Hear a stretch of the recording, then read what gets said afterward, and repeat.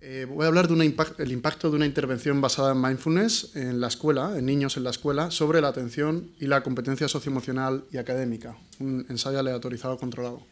Empecemos por el principio, que quizás es lo más importante, los agradecimientos a todas las personas que han participado en esta investigación y sobre todo a todos los niños, profesores y padres y todos los amigos que están en este camino y que de algún modo pues, han permitido que esto se lleve a cabo. La primera pregunta que nos podemos hacer es ¿para qué la escuela? Y la escuela tiene una función de aportar conocimiento declarativo, obviamente, pero también de desarrollo socioemocional y desarrollo cognitivo para, en un fin último, promover un ser humano que sea competente, que sea autónomo, que pueda conectar con su sentido vital y básicamente eso sería una educación integral, ¿no? Que promueve el desarrollo saludable. Dentro de los contextos educativos, la escuela tiene una serie de funciones, o se le exigen una serie de funciones en el siglo XXI que tienen que ver con promover la habilidad de autorregulación emocional y atencional, manejar el estrés y promover la resiliencia, desarrollar también conductas prosociales o la competencia social y también ser capaz de acercarse a uno mismo para ser capaz de trascender eso que es uno mismo. Es decir, no quedarse de forma estática siempre en lo que uno piensa o cómo es, sino ser capaz de modificarlo y evolucionar. Cuando estuve en una estancia de investigación en Canadá con Kimberly Sonner-Reich, que es esta mujer que veis aquí, ella siempre decía una cosa, y es que la educación requiere de espacios en donde se pueda promover esta serie de habilidades más allá del conocimiento declarativo, no como algo implícito, sino como algo explícito, es decir, generar un contexto en el cual se puedan entrenar, igual que se entrenan las matemáticas o la lengua, se puedan entrenar esta serie de habilidades que van a promover, por ejemplo, la regulación emocional, de forma explícita. Mindfulness se enmarca dentro de dos grandes marcos. Uno de ellos es el aprendizaje socioemocional, las intervenciones de aprendizaje socioemocional, y hay un match, ¿no? un gran solapamiento entre lo que Mindfulness propone y lo que propone los programas de aprendizaje socioemocional. Y al mismo tiempo también en lo que se llama el marco de la educación contemplativa, que leo directamente. Dice, es un conjunto de prácticas pedagógicas que tienen como objetivo la transformación personal y social a través del cultivo de la conciencia de forma consciente y voluntaria. Son prácticas que ayudan a los jóvenes a desarrollar la autoconciencia para reconocer sus hábitos mentales y de comportamiento y aprender formas de trascender sus patrones habituales en favor de formas de vida, aprendizaje y relación más conscientes y voluntarias.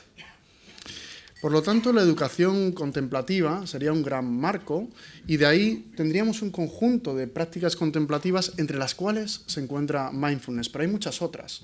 Podríamos hablar de muchas otras formas de promover todo este tipo de habilidades o desarrollo, que no es solo mindfulness, pueden ser muchas otras.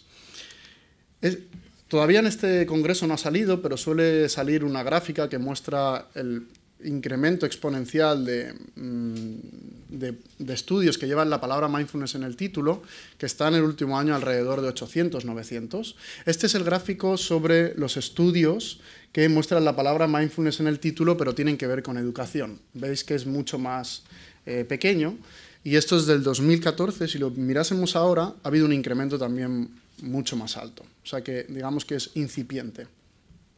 Sin embargo, en países hispanohablantes la investigación es muy escasa, tanto en niños como en adolescentes, y lo que vamos a plantear aquí entonces es un estudio dentro de, en este caso, contexto español, y luego con Katy dentro del contexto chileno. Hace un año, con Katy también hicimos un modelo sobre cómo funcionan las intervenciones basadas en mindfulness en el contexto escolar. Muchas veces nos vamos mucho a la efectividad, pero no tenemos muy claro cuáles son los mecanismos que influyen en la efectividad de las intervenciones. Y montamos un modelo que os traigo aquí, que básicamente trata de explicar que los efectos que produce la práctica de mindfulness en el contexto escolar son debidos a cambios en las propias habilidades de mindfulness, entre ellas la conciencia corporal y mental, la atención mindful, la aceptación y la flexibilidad psicológica.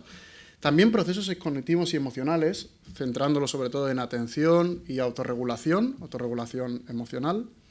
y la competencia social, es decir, todas las disposiciones prosociales hacia uno mismo y hacia los demás. Y eso es lo que va a impactar en una mejora en la salud mental, el bienestar, las relaciones con los demás y también la motivación que llevas a cabo en clase, ¿no?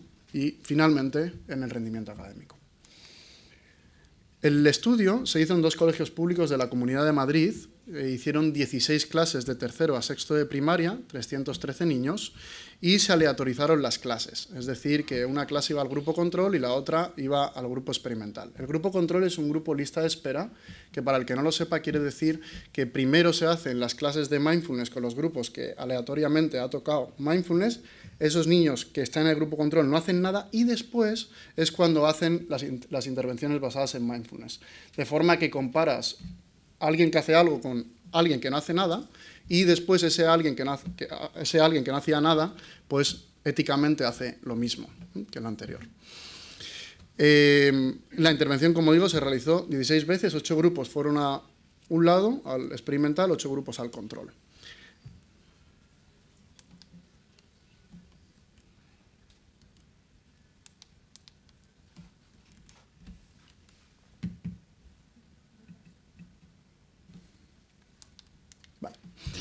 Esta es la intervención que llevamos a cabo, se llama Crecer Respirando, y en base también al modelo que he mostrado, la intervención desarrolla 3 bloques. En un primer momento desarrolla la atención, se proponen 4 sesiones en las cuales se trabajan más prácticas atencionales. Después se proponen 3 sesiones, es que están mezclados, 3 sesiones y media más o menos. Luego se proponen 3 sesiones y media donde se trabaja fundamentalmente la autorregulación, desde el punto de vista de cómo gestionar emociones, cómo gestionar pensamientos y una sesión de reaccionar versus responder. Y finalmente se lleva a cabo un par de sesiones que tienen más que ver con las relaciones interpersonales y también con la promoción de amabilidad hacia uno mismo. Digamos que esos serían como los 3 grandes focos a los que se dirige la intervención y finalmente una sesión de resumen. Si estáis interesados, pues hay un capítulo en un libro, que es este que os muestro ahí, y se describe un poquito más la intervención. Estas son las medidas que tomamos, son autoinformes. Veis algunas para medir la competencia socioemocional, algunas para medir la competencia académica en niños y en profesores. No voy a entrar específicamente a cada una de las medidas, pero veis que medimos mindfulness, inflexibilidad psicológica, ansiedad, satisfacción vital, y los profesores regulación emocional, dificultad entre iguales, síntomas emocionales y prosocialidad. Y en la competencia académica medimos el rendimiento académico a través de las notas y también los profesores hablaban del engagement, ¿no? De cuánto estaban implicados emocional y conductualmente los niños. También medimos la atención a través de una prueba que se llama Attention Network Task, que básicamente es una tortura para los niños. Bueno, para cualquiera que lo haga, pero para los niños había un niño que decía, realmente ¿quién ha inventado este videojuego? Es una tortura.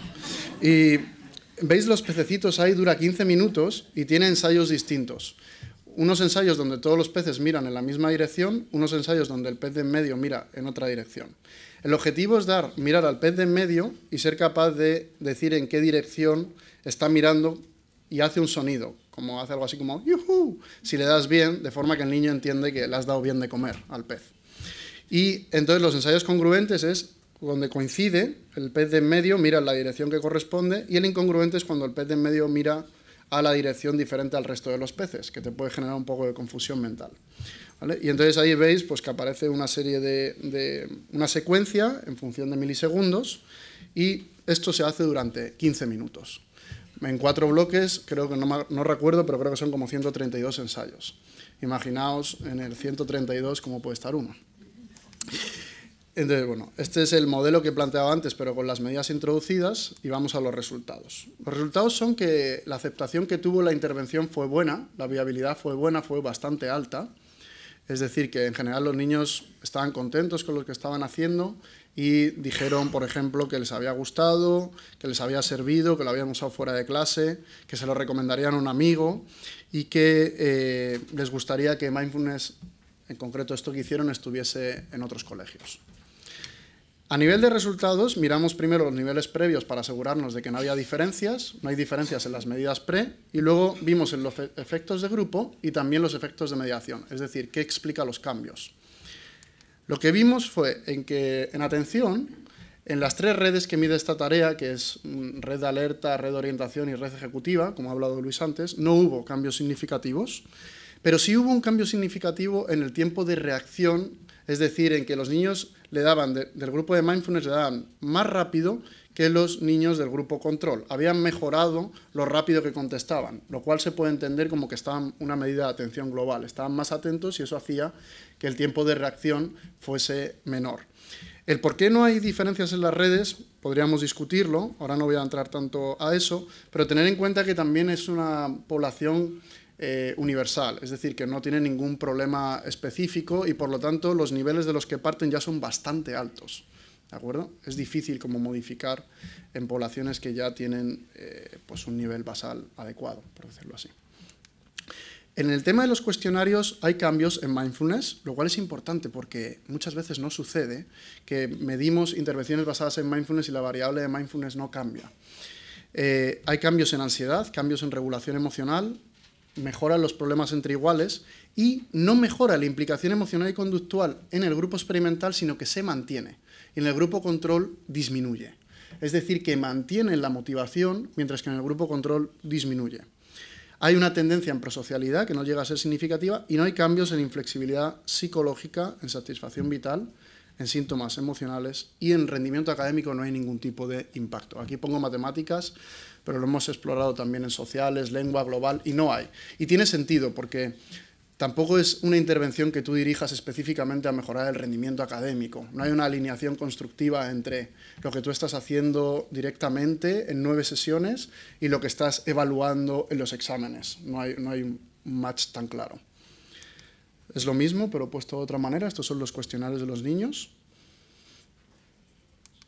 Y estos son los cuestionarios de los profesores. Como veis, la regulación emocional, y tal y como ha hablado aquí también nuestra compañera y también Luis, pues tiene cambios en regulación emocional. Entonces, lo que miramos es a qué se debían esos cambios en algunas variables. Por ejemplo, en ansiedad, en los problemas con iguales, en la prosocialidad, en la motivación. ¿A qué se deben esos cambios?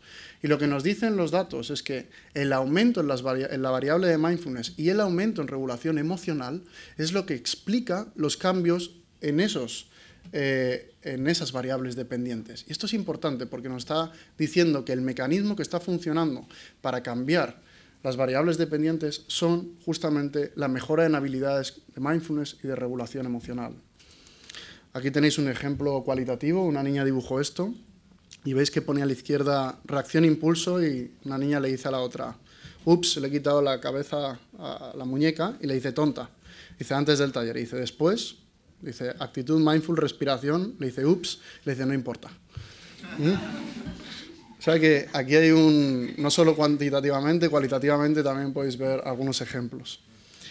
Por lo tanto, de forma general podemos decir que la intervención fue viable y aceptada, que fue efectiva para mejorar la competencia socioemocional, las habilidades de mindfulness y el bienestar, que su impacto sobre la atención es mixto, porque por un lado mejora los tiempos de reacción, la atención global, pero no mejora en las redes, que el impacto sobre la competencia académica es mixto, porque mejora la motivación, o al menos mantiene la motivación, siendo precisos, no la hace empeorar, pero no hay un impacto en el rendimiento académico, y esto es importante, los tamaños del efecto son pequeños, es decir, que todos estos impactos no son grandes, son pequeños, pensar que son 9 semanas, y que detrás de estos cambios están en la mejora en las habilidades de mindfulness y regulación emocional.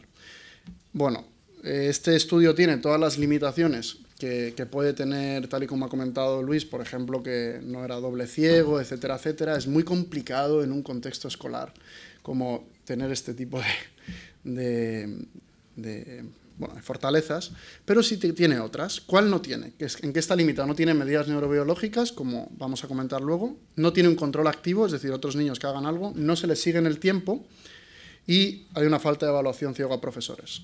¿Cuál es la fortaleza? Que tiene validez ecológica porque es dentro de un centro escolar, es un ensayo aleatorizado controlado, tiene multiinformante, niños y profesores, y los resultados son de amplio espectro, lo cual es interesante, porque podemos ver que mindfulness es una herramienta como que fundamenta un desarrollo socioemocional que hace cambiar diferentes resultados. No es tan específico, sino bastante amplio.